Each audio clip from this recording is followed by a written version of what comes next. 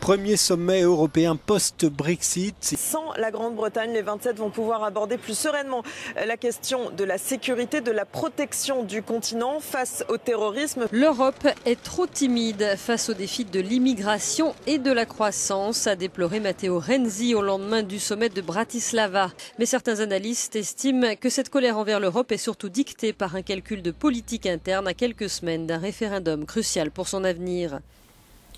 J'ai évoqué cette semaine le sommet européen de Bratislava que j'ai trouvé vraiment lamentable. À cela près qu'il y a eu au moins un motif de satisfaction assez rare et qu'il faut saluer, c'est la colère de Matteo Renzi, le chef du gouvernement italien. C'est assez rare en effet de voir des chefs de gouvernement, des dirigeants dans ce genre de sommet briser la langue de bois et laisser un peu parler leurs émotions, et il l'a fait lui sans ménagement, en refusant d'aller à la conférence de presse finale et même critiquant fortement les dépenses somptuaires qui sont prévues pour construire un siège luxueux du Conseil européen à Bruxelles, pendant qu'on n'est pas capable de consacrer des sommes analogues pour accueillir les migrants. Donc ça, je trouve ça plutôt bien, même s'il y a des arrière-pensées électorales et électoralistes chez lui comme chez les autres, puisqu'il y a un référendum qui se profile en Italie, qui s'annonce délicat. Enfin bref, c'est toujours bon à prendre. Sur le fond, j'ai peur que ça ne change pas grand-chose, et surtout le communiqué final qui veut rendre l'Europe plus attrayante, tout ça, qu'est-ce qu'il propose? Il propose de faire de la question de la défense une priorité. C'est très inquiétant d'abord parce que quand on a un peu de mémoire politique, on se souvient que l'Europe s'est déjà cassé les dents une première fois dans les années 50 sur l'Europe de la défense. Et puis aujourd'hui, qu'est-ce que c'est que l'Europe de la défense?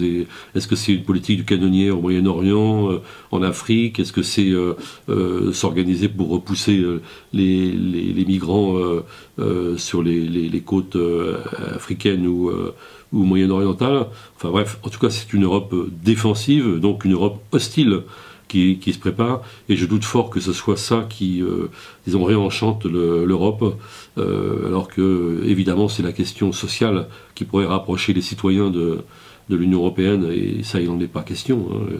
Il n'en est pas question, il n'en a jamais été question vraiment dans la construction européenne. On est passé de cette Europe de défense qui a échoué à l'Europe économique en 1957 avec le traité de Rome, et puis ensuite à une Europe monétaire, et puis une Europe qui est obsédée par l'orthodoxie budgétaire, celle qui est de l'Allemagne aujourd'hui, hein, et qui martyrise la Grèce par exemple aussi, et qui évidemment évite des dépenses qui sont réputées dans cette logique comme pas rentables en somme. Hein. Donc tout ça est très inquiétant, et on va vers une sorte d'implosion. Hein. On voit bien que finalement, avec cette politique-là, tournée entièrement vers le budget, l'économie, la monnaie, etc., et maintenant la défense, on arrive en réalité à produire ce que l'Europe était censée éviter au début, c'est-à-dire le retour des nationalismes. Alors on le voit avec les pays d'Europe de l'Est qui ont mis des chevaux de frise autour de leurs frontières pour refuser les migrants, et puis on le voit dans nos contrées, hein, avec le Front National, le discours de Sarkozy, même en Allemagne, qui s'est montré le pays finalement le plus généreux à un moment donné, c'est l'alternative für Deutschland, qui est un peu l'équivalent allemand du Front National, etc. Et partout on voit fleurir ce genre de réactions qui se vont à l'encontre de toute philosophie solidaire. Ce que je vais dire aussi, c'est qu'il y a tout un discours, y compris médiatique, parce que la question des migrants obsède, disons, hante complètement le discours, l'espace public en ce moment. La crise, qu'on appelle la crise des migrants, qui est une vraie épreuve pour l'Union européenne, mais encore plus pour eux, pour les migrants et les réfugiés, cette crise, c'est pas ça qui menace l'Europe. C'est peut-être un révélateur, sans aucun doute, justement de tous les égoïsmes, etc. C'est pas ça. Le malaise, il est bien antérieur, il est vraiment consubstantiel à une Europe qui a refusé depuis le début de considérer la question sociale, c'est-à-dire en fait ce qu'il faudrait sans doute, c'est-à-dire une fiscalité, des fiscalités convergentes, des salaires minimums, enfin des choses qui en effet soient proches des citoyens et qui implique les citoyens dans l'idée européenne et pas uniquement les impliquer sur la haine de l'autre comme ça risque d'être le cas.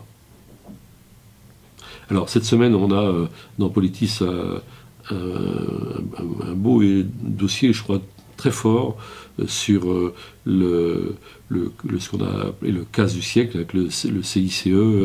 C'est Erwan Manac qui a mené cette enquête. Et il montre que cette aide aux entreprises est tout à fait, d'une part, injuste parce qu'elle favorise les grosses entreprises au lieu plutôt d'aider les PME. Et puis en plus de ça, elle s'est faite sans condition et avec la promesse du patronat de créer des emplois. Et puis ces emplois, on ne les voit pas et tout simplement les actionnaires ramassent l'aide de l'État et il n'y a pas de contrepartie sociale. Donc c'est tout ça qu'on dénonce avec beaucoup de chiffres, d'infographies et d'arguments. Je crois que c'est un dossier très fort.